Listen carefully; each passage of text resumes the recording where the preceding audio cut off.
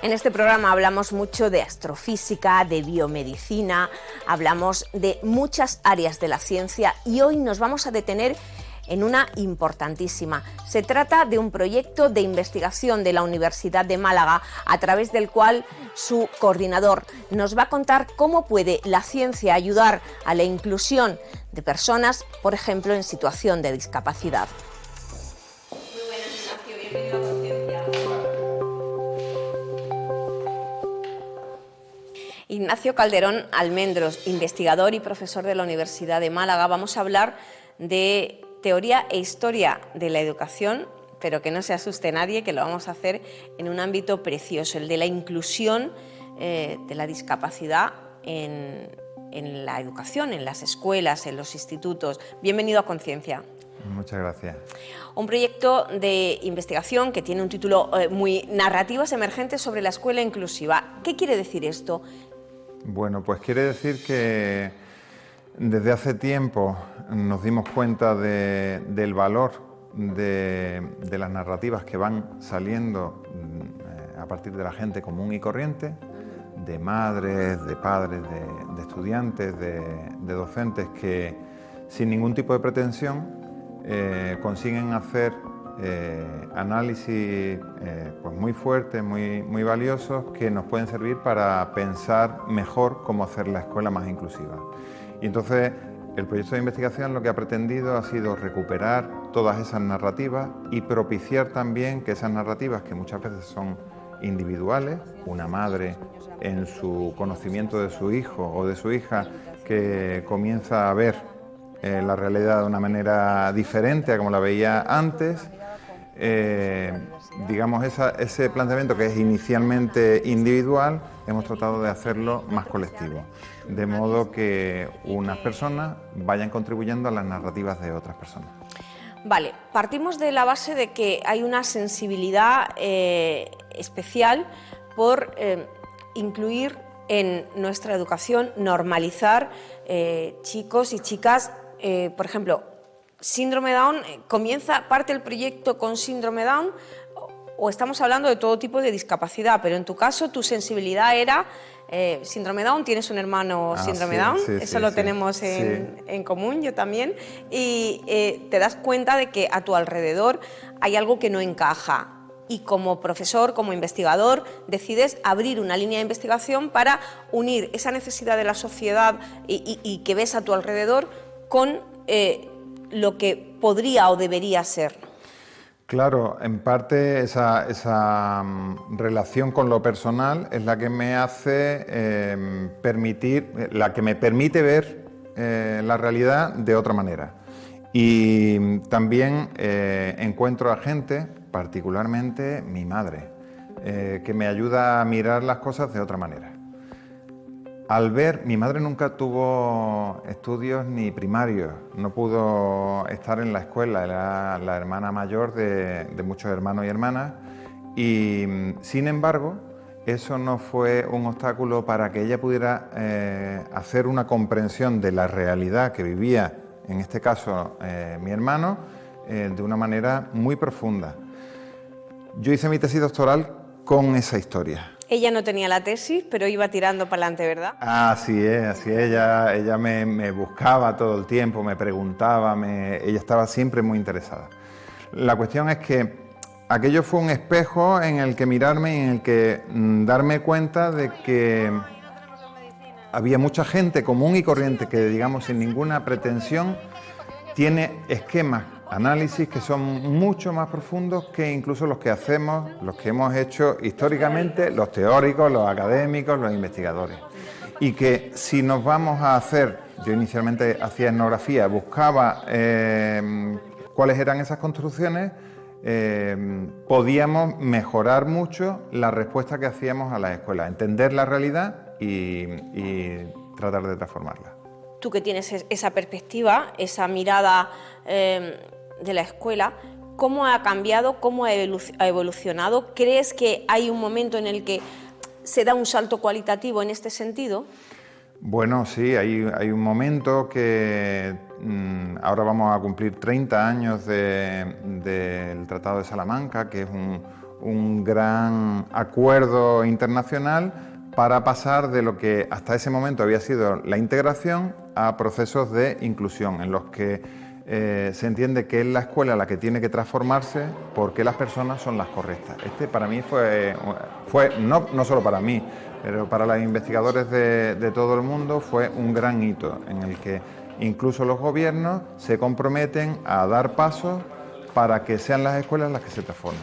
Y en esa inclusión, en ese concepto de inclusión, digamos que ya no se enfoca hacia eso que hemos llamado discapacidad, sino hacia cualquier diferencia que es maltratada por las escuelas. Unas escuelas que los sistemas educativos tienden a homogeneizar y a basarse en una norma en la que seguramente tú y yo entrábamos sin demasiado problema, pero nuestros hermanos no. Entonces, la educación inclusiva pretende hacer mejoras para todo el alumnado, teniendo particularmente en cuenta las voces de quienes han estado fuera, personas en situación de discapacidad, pero también personas con bajos recursos, mi madre, por ejemplo, o personas de entornos rurales, o personas extranjeras, en fin. Vuestro proyecto de investigación abarca todo este colectivo. La educación inclusiva abarca todos los colectivos. Lo que pasa es que también podemos hacer una mirada a la educación inclusiva a partir de algunos de esos colectivos, porque lo que uno diga puede ayudar a lo que digan los demás. Digamos que son opresiones que interseccionan en la escuela, diferentes tipos de opresión, pero que tienen todas fundamentos similares y que de alguna manera todas ellas tienen que responder a la tendencia a la homogeneidad que tiene la escuela. El origen es el mismo, no saber mirar hacia esa diversidad y el objetivo es llegar a la sociedad, es cambiar la mirada de la sociedad, no solo del colectivo educativo, no solo del sector educativo. Claro, la educación inclusiva es un proyecto para transformar las escuelas, pero el sentido de la educación inclusiva es transformar la sociedad. De la misma manera que la educación como parte de la sociedad pretende también hacer transformaciones en esa sociedad. Entonces, la educación inclusiva al final es como una herramienta para una sociedad inclusiva. Y de todo el trabajo que venimos haciendo, básicamente lo que se va destilando son propuestas para hacer que la gente pueda interaccionar entre ellas, pueda participar realmente con otros colectivos con los que históricamente no ha estado tan relacionados, de modo que podamos pensar las cosas de otra manera. Decía antes, la inclusión no se trata de que la persona se adapte a la escuela, sino de que la escuela se adapte a esa persona que ha sido históricamente excluida. Porque el problema está en quienes hemos excluido históricamente a esas personas. Da igual que estemos hablando de inmigrantes, que estemos hablando de personas excluidas en razón de orientación sexual o de cualquier otra diferencia. Lo que tenemos que cambiar es cómo nos relacionamos entre nosotros. Se trata de eso, de cómo hacemos para transformar nuestras relaciones. Para difundir este mensaje, para ayudar, para divulgar, para hacer eso que llamamos ahora visibilizar, ¿no? Habéis derivado también el proyecto hacia lo audiovisual, ¿no? Hacia lo potente de una historia contada con imágenes y con testimonios. Estamos viendo aquí detrás un documental, cuéntanos qué es. El documental ha sido una de las herramientas que... A ver, el proyecto inicia partiendo de esas narrativas emergentes, ¿no? De qué es lo que cuenta la gente. Pero poco a poco no es solo lo que piensa la gente, sino que el proyecto va dándose cuenta, digamos, nos vamos dando cuenta de que cuando la gente construye, la gente habla y participa en la investigación, comienza a hacer ciencia ciudadana. Entonces ya no es solo lo que la gente piensa, digamos las construcciones de análisis, ¿no? Sino que también son las emociones que se provocan, que se van transformando y también las acciones, la gente quiere hacer. El documental lo que hace es narrar algo que ha ocurrido, que es de un proyecto de investigación emana un movimiento social, que es protagonizado por la gente común, que son estudiantes, que son profesionales, que son familias, que han sufrido una escuela excluyente, pero que quieren construir una escuela que sea inclusiva. ¿Cómo se llama y dónde podemos verlo? Se llama, el movimiento se ha venido a llamar Quererla es crearla, y hace referencia a que hoy por hoy todo el mundo dice que quiere la educación inclusiva. Pero ellos se dieron cuenta de que eso no iba a ocurrir si no es porque nos ponemos a hacerla. Entonces, si la quieres, tienes que crearla, ¿no? Porque no está hecha, está por hacer. Hay una página web. Hay una página web que se puede buscar por Quererlas crearla en Google y sin problema. Se llama creemoseducacioninclusiva.com, y ahí están tanto los conocimientos que se han ido generando, aparte de esos conocimientos, como muchas de las acciones que han ido desarrollando todas estas personas. ¿Y para ver el documental? El documental ahora mismo no está abierto, pronto lo estará, pero ahora mismo no está abierto, pero sí que se puede solicitar un pase colectivo, porque hemos querido que sean comunidades las que vean el documental y como... lo expliquen, y luego lo genere debate. Y lo debatan y lo dialoguen. Perfecto. Sí, sí. Ignacio, ¿y qué se hace con todo este saber que estáis generando tras los debates, las reflexiones, las puestas en común, las experiencias?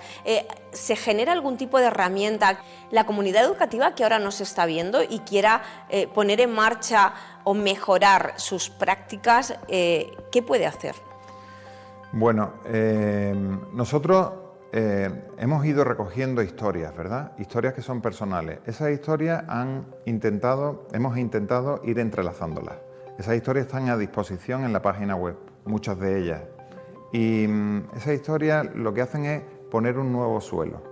Y es un suelo colectivo, de muchas madres, por ejemplo, o muchos estudiantes que han vivido su paso por la escuela de una manera traumática. Eso permite a otras personas volver a mirarse en el espejo de esas experiencias. Y eso significa que no estamos en el mismo sitio, que comenzamos pero con historias. O sea, ir creando historias es algo fundamental en el proyecto. Y después toda esa gente que han ido creando historia y conciencia colectiva también han ido generando propuestas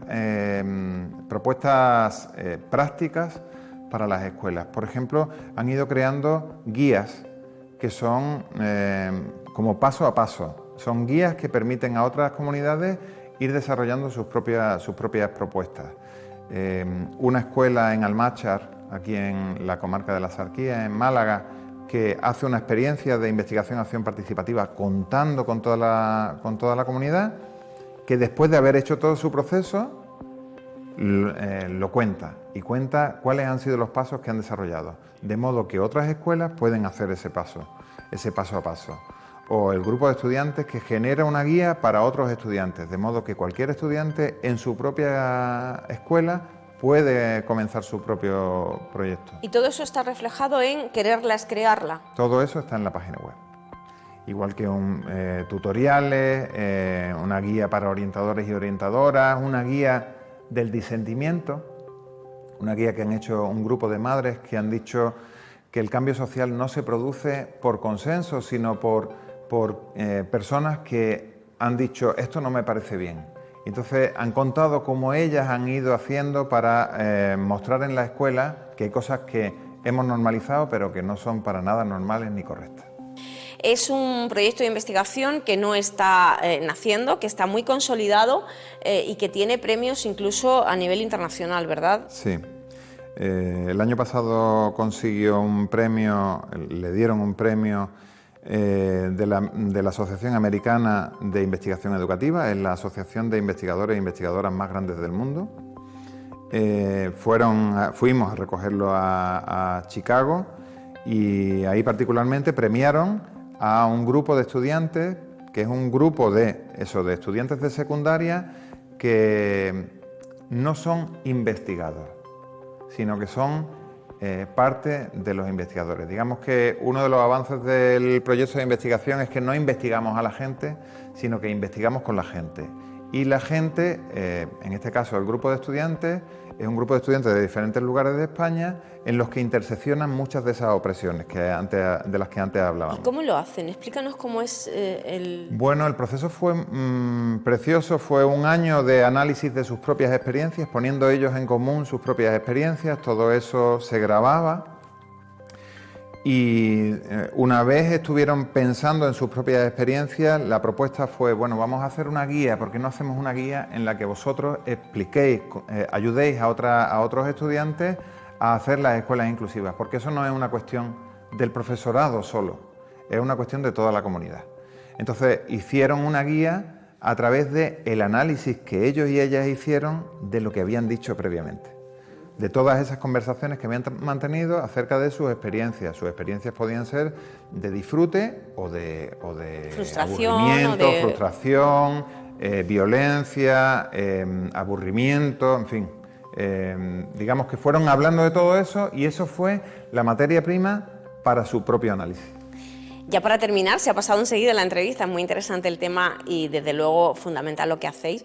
¿Cómo da el salto internacional el proyecto? Me hablas de Chicago, de premios que ha tenido en diferentes partes del mundo, también creo que en Argentina lo premiaron. Bueno, ahora vamos a... Este grupo de estudiantes va a exponer el proyecto en la ONU después de haber obtenido un premio también mundial del síndrome de Down.